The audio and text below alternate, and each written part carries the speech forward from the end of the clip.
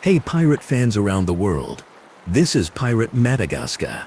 Cemeteries, maps and an elusive hoard, graves on a tropical shore, cryptic charts, and the most stubborn treasure tale in the Indian Ocean. What do the stones and maps of Madagascar really reveal? Pirate cemeteries on Madagascar are real. Old charts do point toward hidden caches, and this story places both on the table. The plan is simple. Test the evidence. Follow the clues anyone can understand, and show why a hoard keeps slipping through careful fingers. Viewers can expect a close look at a weathered headstone that carries a maritime symbol many misread, a map with bearings that bend in ways a coastline no longer matches, and a calm step-by-step walk through a controversy that once made headlines and then quietly unraveled in a museum. Evidence comes first. Myths get a friendly cross-examination, and voices from local communities and historical archives will sit side by side, so the picture is fair and complete. Before you get comfortable, take a moment to like the video and subscribe, but only if you really enjoy and want to fall asleep with pirate stories whenever you want. Why Madagascar? The short answer arrives with the way the sea itself behaves east of Africa. The Indian Ocean squeezes between mainland and island to create the Mozambique Channel, a fast highway of current that ferried merchantmen, privateers and pirates through the 17th and 18th centuries. Ships coming from the Cape of Good Hope toward the Red Sea and India counted on prevailing winds and a pattern of eddies that could be read like a slow-moving clock. Madagascar, long and high, broke the ocean into lee shores and calm anchorages, ideal for careening a hull, taking fresh water, and waiting for the right prey to hove into view. Its eastern inlets offered shelter from sudden squalls. Its northern capes looked down on the channel like sentries, safe coves, steady trade lanes, and currents that guided the unlucky into ambush. Those three reasons drew sea rovers here, and they kept them here long enough to leave trace, rumor, and in a few places they're dead. As for the hoard itself, the phrase is used plainly. Gold and silver coins of many mints, bullion melted down from captured cargo, gemstones traded across the Indian Ocean, and more unexpectedly, valuable goods such as ivory, fine textiles, and even papers, charters, bills of lading, promissory notes worth money to the right buyer. In other words, not only shiny discs, but portable wealth in many forms. On a low rise under coastal trees, a small cemetery faces the water. The sea breathes in and out below the roots, and the stones tilt like ship masts caught in slow motion. This is where visitors often begin, because a graveyard feels like proof you can touch. There are flat slabs of coral limestone, some worked smooth, some left rough. There are headstones with chiseled borders and occasional iconography. A few carry a skull and crossed bones, but the symbol seen in place is not a cartoon of pirate flags. It belongs to a much older language of mortality, a memento mori as common on European gravestones as in seafaring lore. Here, those motifs mingle with crosses, anchors, and simple initials. The layout shows small groups of graves with gaps between, a clue that suggests family clusters or shipmates buried near one another. Inscriptions weather in the salt air. Many are barely legible, and some were always spare to begin with. A name, a date, a place of origin. When a story claims a headstone confesses where treasure lies, caution is healthy. Cemeteries can tell who gathered, when epidemics struck, and how maritime symbols carried across cultures. They rarely tell the location of a chest. What they do offer is network and presence, an English surname beside a French given name, a date that matches an outbreak noted in a ship's log, a style of carving known from a dockyard 2 oceans away. Those are real clues, quiet, grounded, and honest about their limits. And among these stones, 2 or 3 always pull attention. One bears an anchor flanked by small rosettes, and a line of letters that look like a code until the mind relaxes and recognizes a thinned-out phrase in broken French. Another shows the infamous skull and crossbones, cut not with swagger but with care, a reminder of death that could fit any early modern cemetery from Dublin to Barbados. A third is almost blank, except for a date and a tiny compass rose-like star, It triggers endless theories. Heads up on this. The fewer marks a stone has, the more meaning imagination tries to pour into it. Maps do a similar trick. They look certain when laid flat on a table. Then they start to move. The Indian Ocean was charted by many hands. Pilots who kept rudders, narrative, sailing directions that read like intimate diaries of the coast. Cartographers working for companies such as the Dutch VOC, French hydrographic offices that standardized charts out of Paris and ports like Brest. One representative chart of Madagascar shows the big shape right, the skeleton of the island that satellites later confirmed. Around the edges, the details thin and thicken. A reef is drawn like a bristled brush. A sandbar curves where a river mouth now runs straight.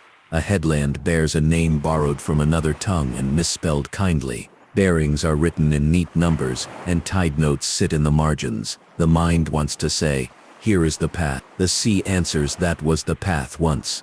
Coasts shift, estuaries wander, mangroves advance, storms push sand like a slow bulldozer. A map that fits a captain's eye in 1700 will refuse to sit still 3 centuries later. Positional error creeps in from every side. Instruments, copying by hand, the habit of trusting familiar rumors over fresh measurements, and the simple drift of place names when sailors adopt a local word, but pronounce it for their own mouth. Quick fact: change one letter in a place name, and a modern researcher can spend a year looking in the wrong bay. The story of Captain William Kidd circles Madagascar like a gull that refuses to leave a wake. Kidd's voyages, contracted under letters of marque and later condemned as piracy, intersected with the Western Indian Ocean at the turn of the 18th century. He operated where trade fattened and protection thinned. Madagascar enters his tale because anchorages among its coves allowed ships like the adventure galley to careen, refit and resupply. After his arrest and later execution in London in 1701, rumors multiplied, coins bearing distant mints, a bar of something bright, a chart that hinted at a cache near a familiar inlet. Each new claim revived the idea that Kidd's fortune still whispered from island sands. In calmer light, the documentable links are more modest. His routes put him near Madagascar. His need for refuge made use of its inlets, and interactions with local leaders would have made that stay possible. Artifacts claimed in his name have often come wrapped in excitement and unwrapped into ordinary metal, misplaced context or untestable stories. Experts tend to accept the geography and the logistics. Yes, Kidd could have put in there. Yes, careening made sense. Yes, a temporary store of goods could have existed. They reject detail that rests only on wishful reading. A map copied in the 19th century that claims to be a Kidd original. A piece of metal pulled from a beach without a clear chain of custody. The Kidd case informs the elusive Hoard narrative by teaching a double lesson.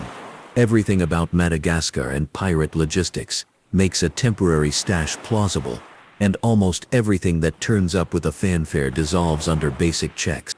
Another figure leaves a cipher-shaped wake. Olivier Levasseur, remembered by the nickname La Bouse, the buzzard. His legend lives on a scrap of paper, said to contain a cryptogram tossed from the scaffold at a French colonial execution. The island of Réunion holds the center of that tale. Yet the roots that grounded it crisscross the Western Indian Ocean, touching Madagascar, the Seychelles and the Mascarene Basin. The cipher itself has drawn patient minds for decades. Grids, acrostics, coordinate games and simple substitution ciphers, each proposed as a key. Pieces of the story have weight, real careers, real captures, real hanging. Other pieces were layered later, like posters glued over posters, until the wall looks thick. The overlap with Madagascar is not a firm arrow pointing to a chest under a tamarind. It is a reminder that ships, crews, and loot did not belong to single islands. They belong to a mobile economy. Why do ciphers and coded maps persist in Indian Ocean treasure lore? They satisfy a need for a final solvable secret, in a world where most secrets were practical. Who to bribe, where to anchor without being seen, how to trade captured goods without attracting the wrong kind of attention. A cipher promises that patience equals gold. The sea knows patience often equals a good night's sleep and safe passage. Consider the hands behind the maps. Many of the best surviving charts were drafted in bureaucratic rooms, a long sail from the waters they described. A state hydrographer, who never rode out a cyclone inland from a Madagascar inlet, could still fix a coastline by compiling reports. Company cartographers stitched observations made by pilots who sailed not for science, but for wages.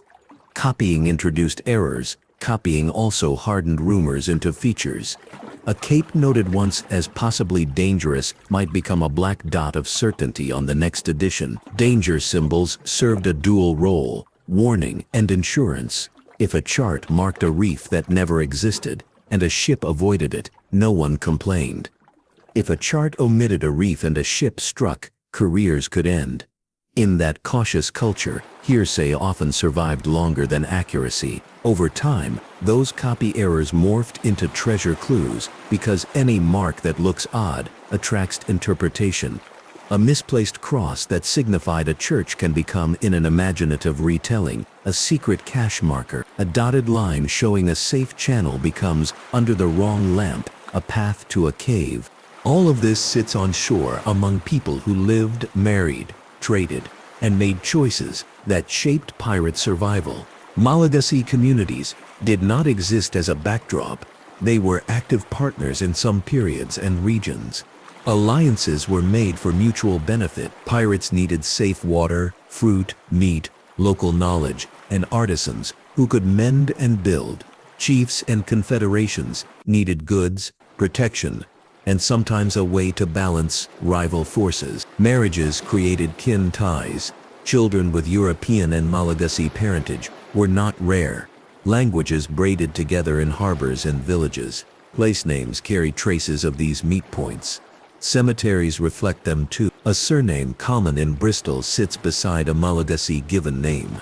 A date aligns with a season when a local confederation grew under a leader whose story is still told. Why would any real hoard require local complicity? Because hiding value is not a one-day job. A cache must be buried, guarded, checked, and eventually moved or spent. That chain of actions depends on people who know the land.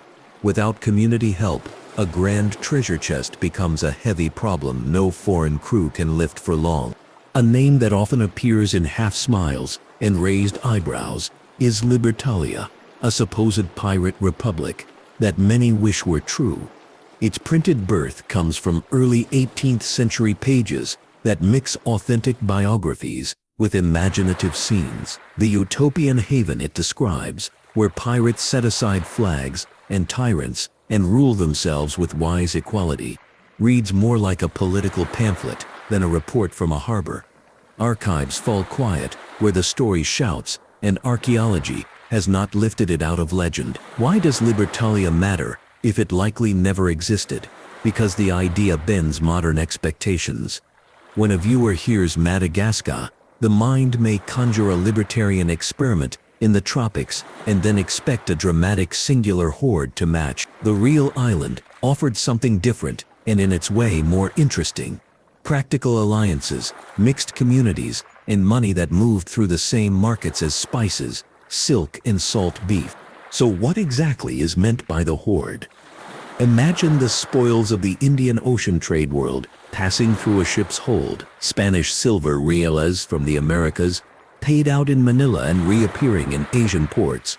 Indian rupees from Mughal mints, Dutch and French coinage, Portuguese modas, and local issues. Silver and gold did not stay in neat piles. Bullion could be melted, recast, and turned into ingots or jewelry. Gems crossed the ocean in small containers. Diamonds, rubies, sapphires, sometimes pearls, each worth far beyond their weight when carried to a buyer with coin in hand. Add to this the goods that modern treasure tales skip, but captains prized. Bales of cloth, particularly Indian textiles, that commanded strong prices, ivory tusks, spices, fine metalwork, and even paper. A set of bills of lading or a letter promising payment could be as valuable as a handful of coins if presented in the right city to the right office. How would pirates cash or move value? Heavy, Noisy chests belong more to legend than to good sense. Value tends to break down into smaller units, jars buried in dry sand within a known number of paces from a fixed tree, cloths sealed against damp, metals hidden near fresh water so the crew could return without carrying barrels.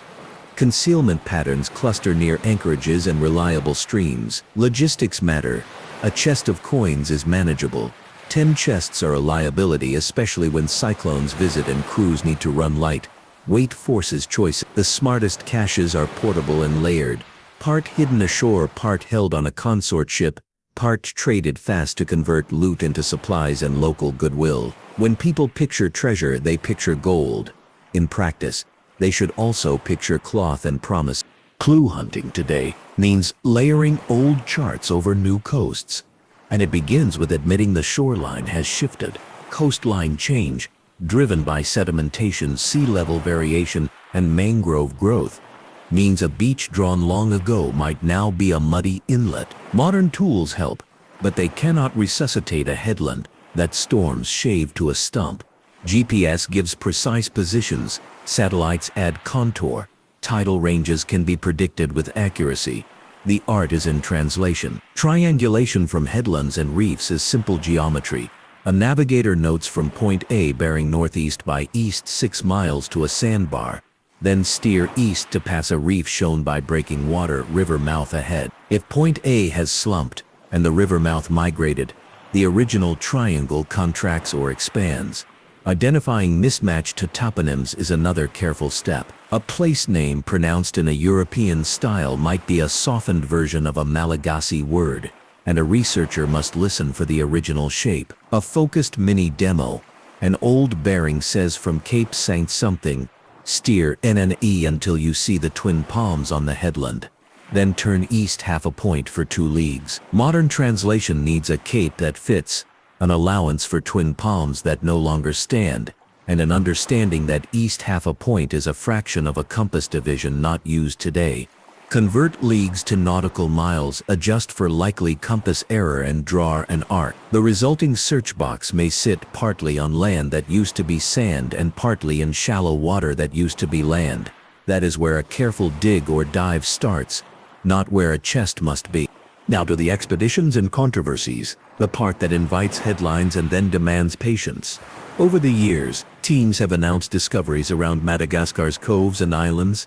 A bar lifted from the sea gleams like silver. It travels to a museum. It receives tests.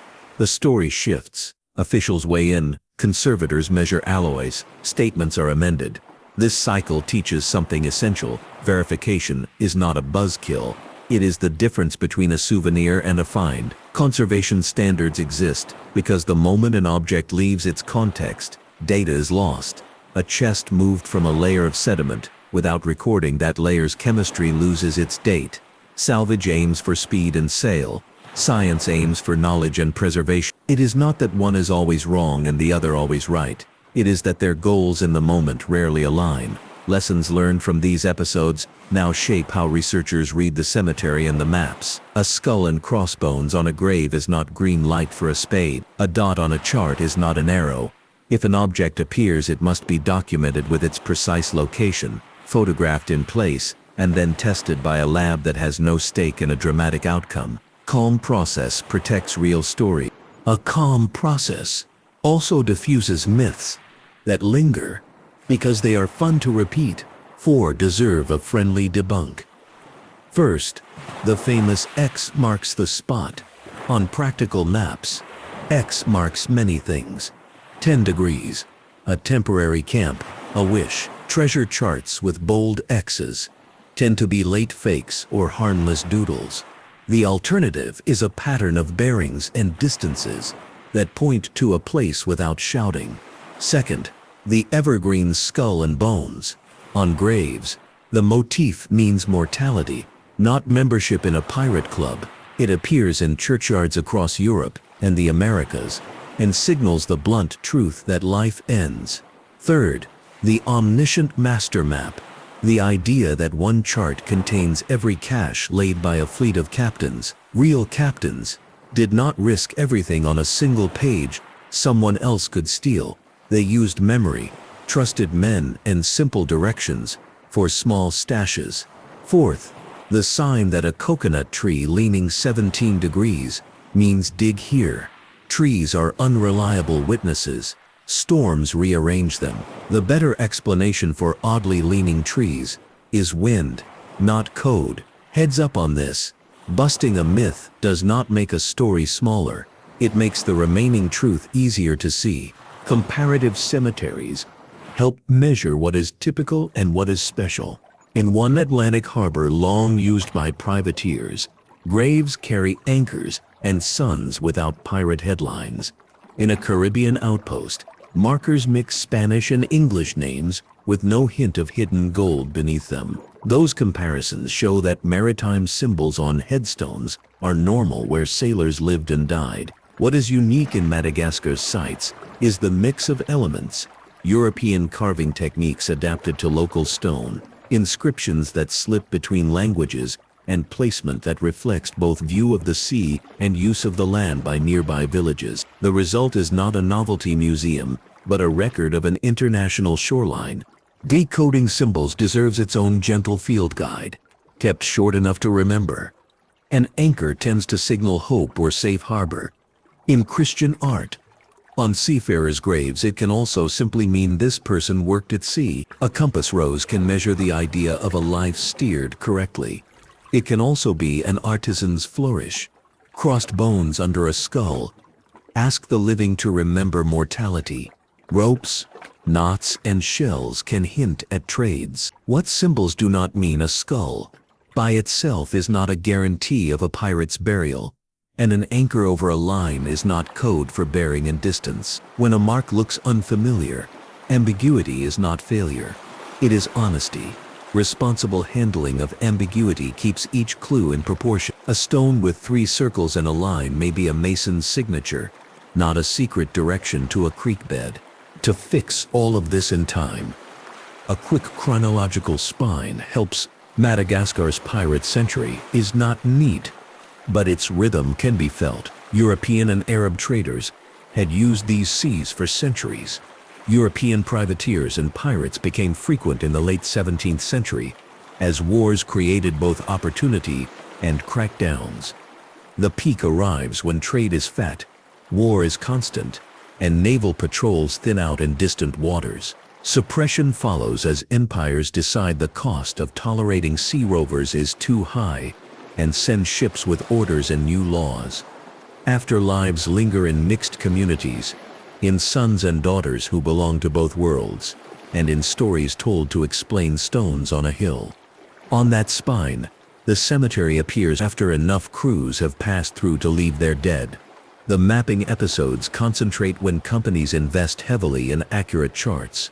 The likeliest moments for creating a cache align with windows of danger, when a crew expects a patrol or storm, and needs to store weight until a safer time.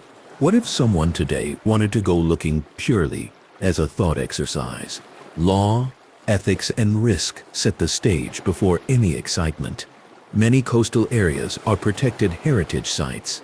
Digging without permission damages history and can break local and national law. Communities live with these places. Their stake is not theoretical. Environmental hazards are real. Soft sand over rock, sudden squalls, currents that look gentle and pull hard, and the ever-present risk of damaging a site beyond repair. Responsible research works in a simple order: permit, survey, documentation, then only if justified. Small, careful interventions overseen by people trained to conserve what they touch. A thought experiment should end with respect for people and place, not a spade in the sand. The environment itself acts like a quiet co-author of every treasure story. Storm tracks lay across Madagascar's coasts. Cyclone history shows repeated episodes of surge and sand migration. Anchors, chests, and ceramics behave differently under such forces. Heavy anchors can dig in and survive with minimal movement. Wooden chests rot, releasing coins that scatter in patterns a current understands. Ceramic jars can break, leaving fields of shards that map a ship's last hours. A cache near a river mouth may migrate seaward in slow tumbles. A cache near a barrier reef might be buried by coral sand one season and exposed the next. The sea keeps secrets is a phrase spoken with a smile. The more accurate version is gentler. The sea changes slowly, and change erases lines that seemed obvious.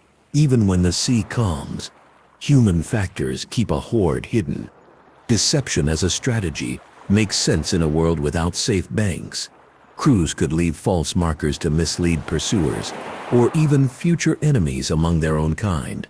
Decoy caches, buy time. Dead reckoning, the practice of estimating position based on heading and speed, introduces gaps that grow over time, so a return party might miss by a small but fatal margin. Witnesses die, memories fragment, names for places drift, and printed sources amplify confident mistakes.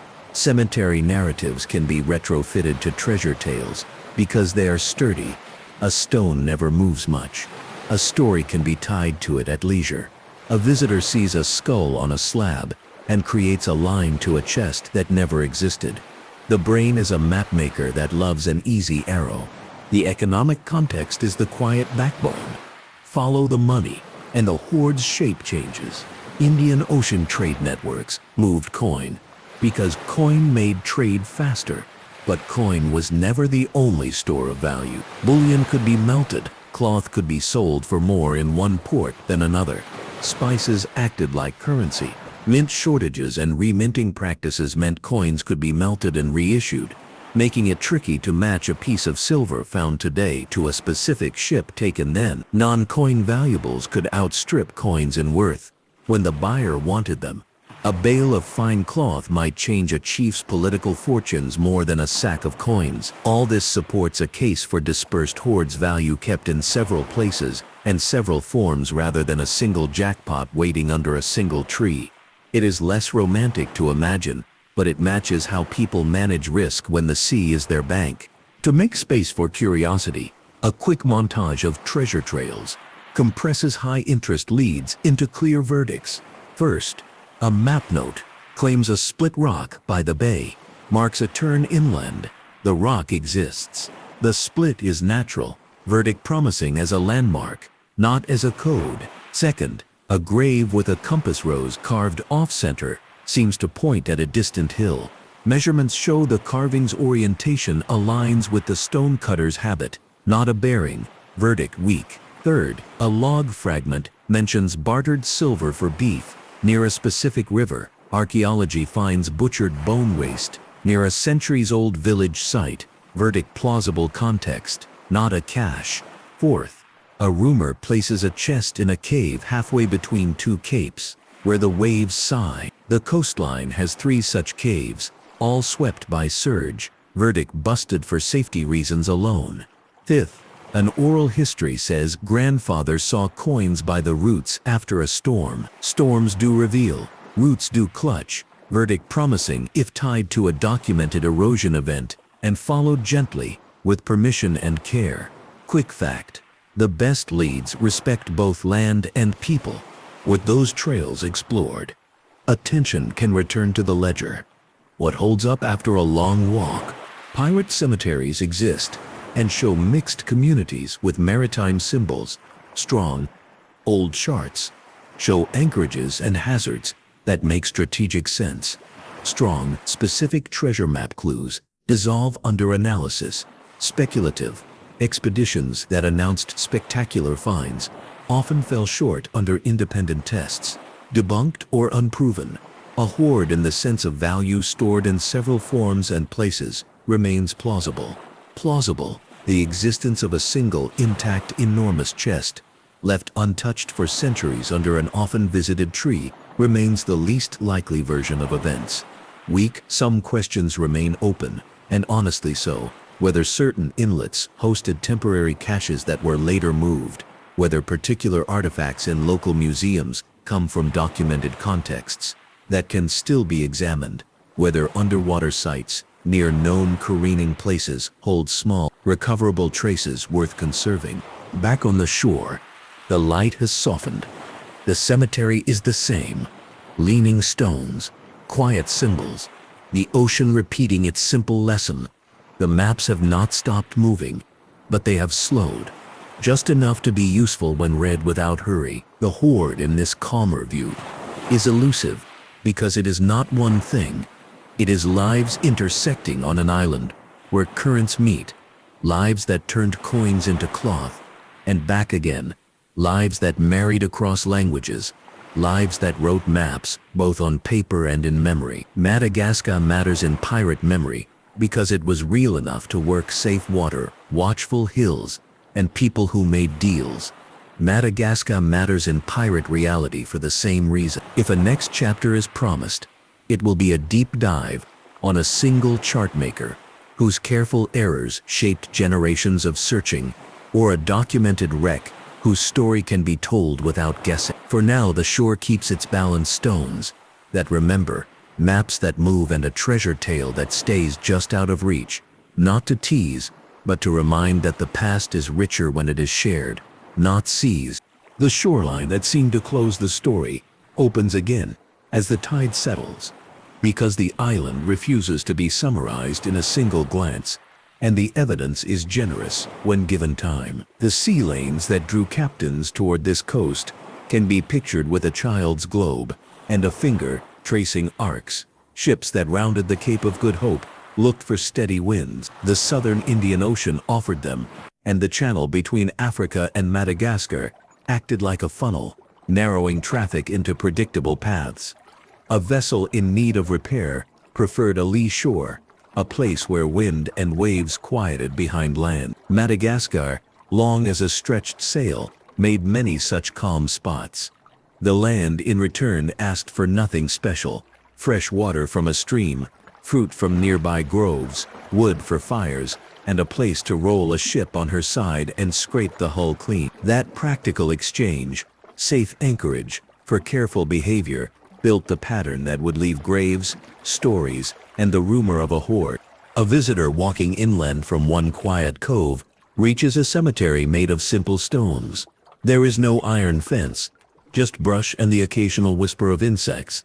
The slabs lie thick where the ground runs highest. Downslope, sand begins to win. Names are shallow, some letters are barely more than scratches. A caretaker from a nearby village, who keeps the path clear when the grass grows, offers this. People point at the skulls and say the word pirate. The bones do not argue, but the stones speak more languages than the skulls do. He smiles, and his words hold a small lesson. The symbols that visitors love to photograph carry many meanings, and the context matters more than any single mark. When an anchor appears above a name, it might say sailor or hope. When a simple cross is chiseled into coral stone, it might echo a European tradition, or it might be the best way a local mason knew to represent a life and a faith told secondhand. A compass-like star can be decoration, a flourish, or a symbol chosen because it felt right to the family that paid for the work. The cemetery gives honest answers about presence and memory and keeps quiet about hiding places. Close by, the discussion returns to maps, because maps try to turn stories into lines, and lines can be measured. A pilot's rudder from long ago reads almost like a bedtime story told by someone who remembers every shoreline by its smell and color. Keep the eastern cape to starboard until the sand takes a reddish tone.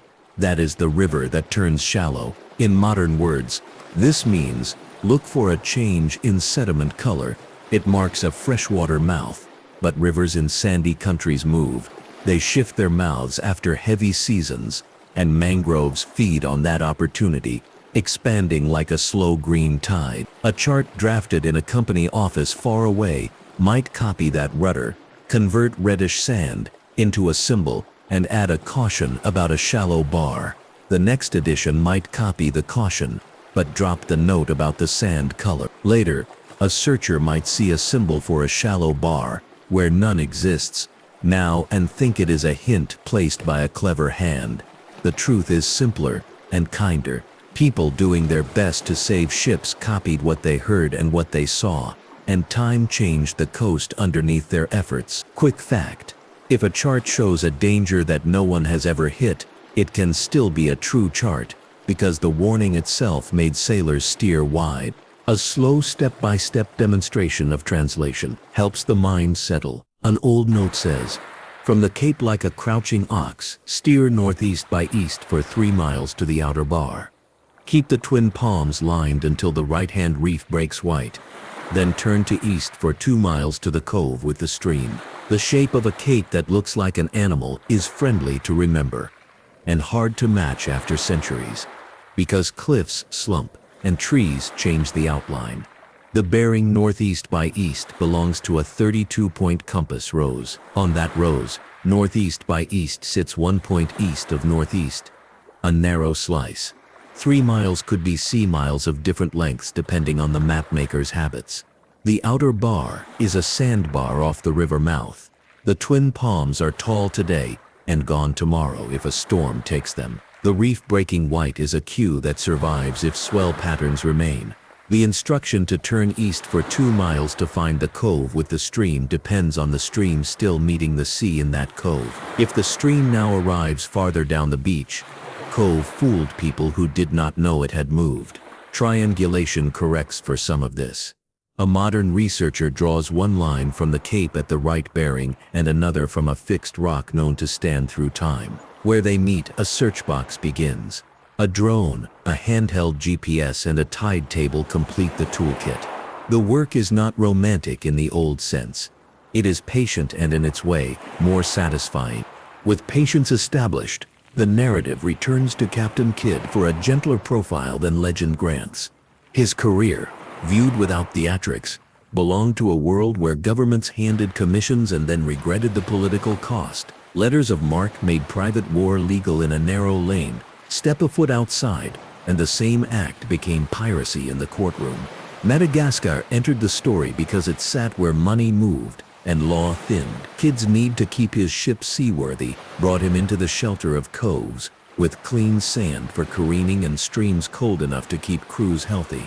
His choices, made at sea under pressure, cast long shadows in pamphlets and at trials. After his death, the idea that a portion of his wealth lay hidden somewhere in or near Madagascar grew because it solved a riddle people liked. What happened to all that value? Serious minds note that much of it was spent, traded, lost, or seized, because money moves faster than stories. Even so, the island's combination of shelter and traffic made it a logical place to leave something for later. Logical does not mean the same as proven, and that distinction separates a calm tale from a breathless one. La Bouza's cipher tale invites a different calm. The picture of a condemned man tossing a coded message into the crowd polished itself through retellings, each version shining the act until it sparkled more with each decade. Codes attract problem solvers. The systems proposed substitution alphabets, grid transpositions, pictograms, have a charm that can be explained to a child with paper and pencil. A historian of cryptography offers this gentle reminder: a code that works once in a novel must work for every line in the document if it is real. Many proposed keys solve a phrase or two beautifully, and then need a new rule to explain the next sentence. That is a sign of wishful thinking. The Indian Ocean knew real codes of a more ordinary kind. Arrangements whispered between agents, signals worked out in advance between ships, and a promise that a certain flag meant a certain intention. Those codes rarely leave pretty papers in their wake. They leave quiet success. Cartographers with steady hands and cold lamps connected all these movements. A company cartographer compiling reports believed in layers. A pilot wrote a margin note.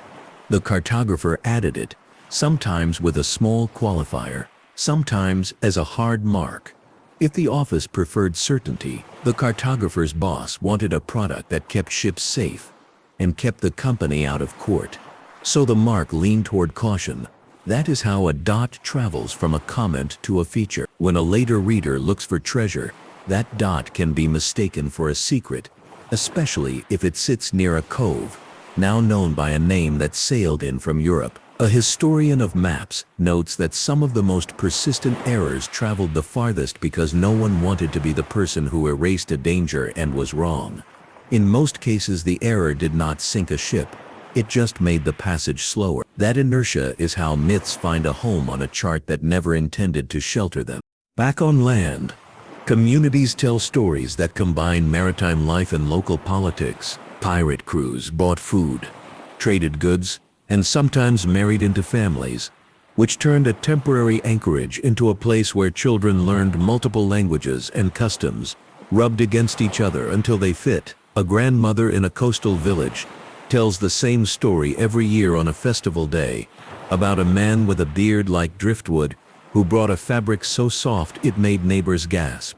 She laughs as she says it, because the fabric matters more than the man's name. This kind of story explains how a bale of cloth could be worth more in practice than a sack of coin in certain seasons. It also explains how a cache could be safe in a grove because a family agreed to watch it for a price. Any real hoard in such a world would live only as long as it served many people and did not attract punishment from a distant governor. The name Libertalia returns as an example of how printed pages change expectations. The Republic described in those pages, a place without kings, without slavery, without hierarchy, belongs to the wish list of someone who hoped the sea could wash away the limits of the land. The island that the book drew in letters and lines is not the island that lived with storms and taxes. The gap between wish and weather is instructive. When a viewer imagines a perfect pirate republic, the next step is to imagine a perfect treasure buried during a perfect vote. The island's actual mixture of alliance and bargain teaches a better lesson. Communities organize around practical needs and then tell ideal stories to honor the parts they like best.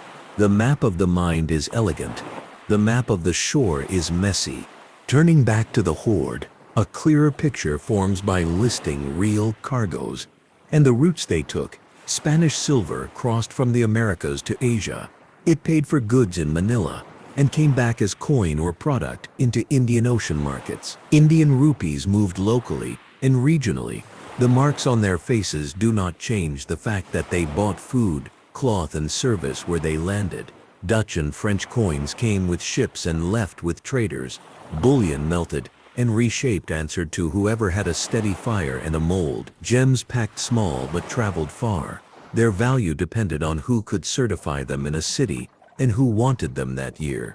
An ivory tusk was hard to hide, but easy to mark. As for papers, a letter promising payment, accepted in a certain office, could act like money in miniature. When a captain seized a ship, he did not find a single kind of wealth. He found a mix, and that mix turned into other mixes as it moved across the water. That is why any hoard worth discussing would have been a portfolio, carefully chosen to match needs and the next destination. The work of overlaying old and new maps continues with the tide.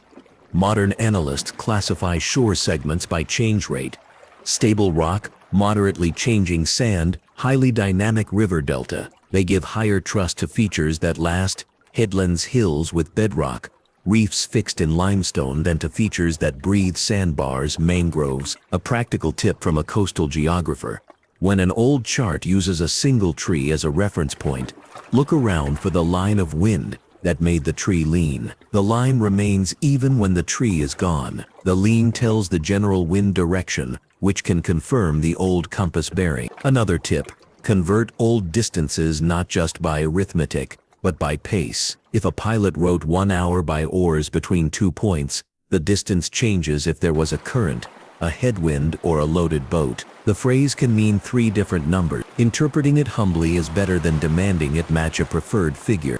Mention of expeditions and controversies brings in a conservator's voice. Careful and measured. Objects pulled from the sea can tell a long story if they are allowed to stabilize before being cleaned. Salt crystals inside metal expand and crack the piece if rushed. Recording the layer they came from can fix them in a calendar.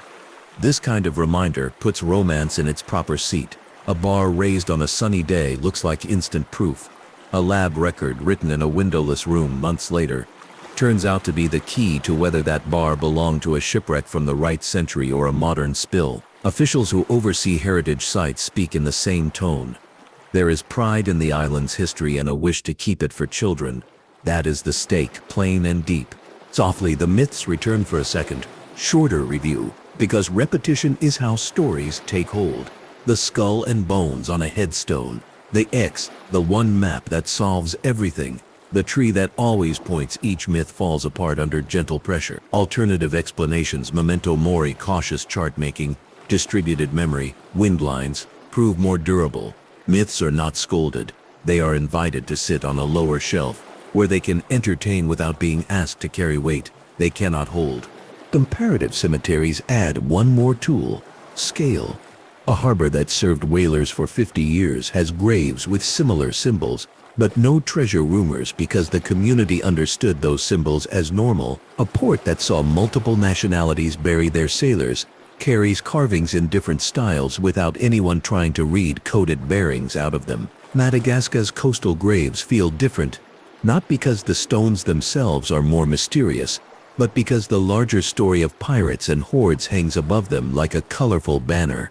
The stones look up and keep their secrets. A field guide to decoding symbols gains new entries through practice. A rope carved above a name can signal that the person worked lines on a ship. It can also be a border that a mason liked to cut. A shell can mean pilgrimage in some traditions and proximity to the sea in others. The double circle motif seen on one grave could be a mason's shorthand for eternity, or simply a way to fill space that looked empty. When doubt remains, the respectable answer is unknown, and that answer leaves room for a future family to share a story that puts meaning back without forcing it. Ambiguity is not the enemy. It keeps the door open to real memory. The timeline of Madagascar's pirate century can be stretched like a rope between posts and weighted with a few dates to keep it straight. Before the 17th century ended, European powers had already strained against each other on other coasts. Those strains sent privateers and pirates farther afield. By the first years of the 18th century, the Western Indian Ocean was busy with ships that carried flag and commission in complicated combinations. Suppression tightened as navies grew more capable and political costs rose. After the main wave passed, the shoreline did not become empty. It shifted to new kinds of traffic and new local arrangements. The pirate cemetery belongs to that phase too. Burials continue until the community wears a different shape, then stop when the community changes again. The map stories track the same way. Company interest peaks and fades with trade priorities. The best moments for burying or moving value align with crisis. War news, storms, famine, and those crises can often be identified in multiple sources now. A log, a letter, a report from a fort. When those sources line up with a headstone date, the odds of a small temporary cache rise from fantasy to plausible. A thought exercise about search ethics keeps the pace gentle. A law that protects a site exists because earlier generations saw damage done when curiosity outran care. A community that guards a cemetery expects visitors to behave as guests, not as owners. Environmental risk touches searchers and sites alike. Even picking up a potsherd can remove information if the surrounding soil is not recorded. A responsible project builds in community voices, local hiring, and transparency. When a team speaks with those who steward the land, respect becomes practical, not poetic. Storms and oceanography re-enter the story because the sea leaves fingerprints everywhere. Cyclones lift and drop sand in sheets. Currents pull small objects until they settle in predictable hollows. A diver trained to read those hollows can sometimes find a scatter of heavy items that fell together. Coins near a buckle, nails near a plank, shards of ceramic near a cooking tool.